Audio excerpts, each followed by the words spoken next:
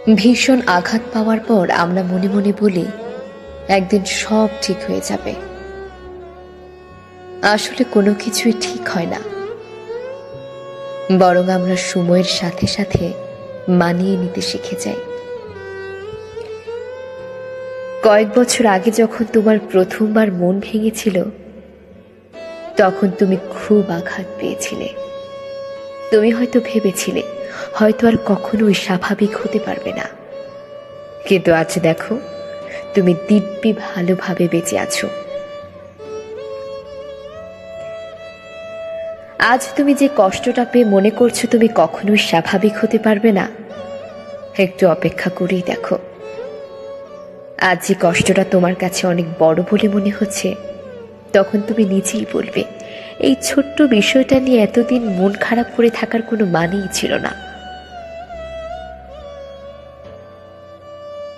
ছোটবেলায় প্রিয় খেলনাটা হারিয়ে গেলে আমরা কতই না কেঁদেছি, অথচ এখন দেখো প্রিয় কোনো কিছু হারিয়ে গেলেও সে আগের মতো কেউই আমরা কাঁদি না। ঠিক তেমনি ভাবে এখন যত কষ্টই হোক না কেন, একটা সময় আর এসব ভেবে কষ্ট হবে না। প্রেমিকের ধোঁকা খেয়ে যে মেয়েটা নিজেকে শেষ করে দিবে বলে ভেবে রেখেছিল, সেও এখন তখনকার কথা ভেবে মুচকি হাসি দেয়। প্রেমিকা ছেড়ে যাওয়ার পর যে ছেলেটা সুইসাইড করবে বলে ভেবে রেখেছিল, সেও এখন এসব ভেবে নিজে গাধা বলে লজ্জিত হয়। ভালো মন্দ মিলিয়েই আমাদের জীবন। ভালো সময় আসবে, খারাপ সময় আসবে, আমাদের দুটোই উপভোগ করতে হবে।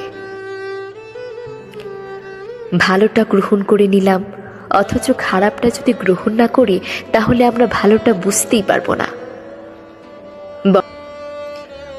বরং খারাপটা গ্রহণ করতে পারলে বেশি শক্ত হতে পারা যায়।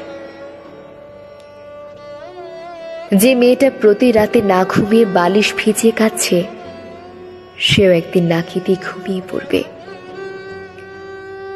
যে ছেলেটা প্রতি রাতে নেশা করত, সেও একদিন নেশা ছেড়ে দিবে। অল্প আঘাতে যার চোখ ভিজে যেত, সেও একদিন অধিক আঘাত পেলেও তার চোখে পানি আসবে না। তোমার বয়স যত বাড়বে, তোমার সহ্য করার ক্ষমতা তত বেশি বৃদ্ধি পাবে। ছোটখাটো বিষয় নিয়ে এখন তোমার তীব্রভাবে মন খারাপ হয়, একদিন নিজেই বুঝতে পারবে এইসব ছোটখাটো বিষয় তোমাকে আর স্পর্শ করতে পারে না, কারণ তুমি বড় হয়ে গিয়েছো।